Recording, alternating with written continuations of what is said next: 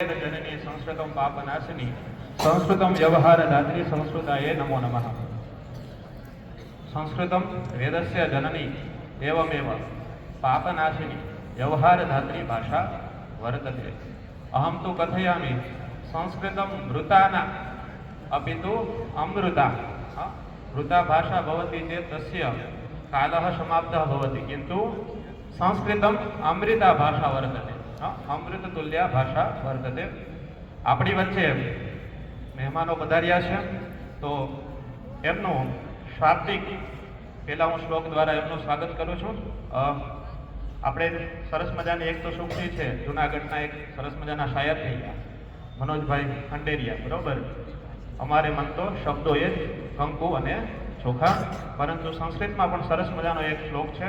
પ્રેમાંગુ પાધ્યમાદાય હૃદયમ સ્યાત સુખાસનમ ચંદનમ વંદને નાસ્તુ વાક્પુષ્પૈ પૂજ્યતે મયા। પ્રેમ રૂપી પાણી લઈ અને આપણા જે મહેમાનો આવ્યા છે, આ સરસ મજાનો ઉપક્રમ આપણે આદરો છે, ત્યારે તો પ્રેમ રૂપી પાણી લઈ અને એમને પાદ્યાર્પણ કરતા હોય, આપણે પગ ધોતા હોય, પાદ્યમ સમર્પયામઃ, એમના પગ ધોઈએ છીએ।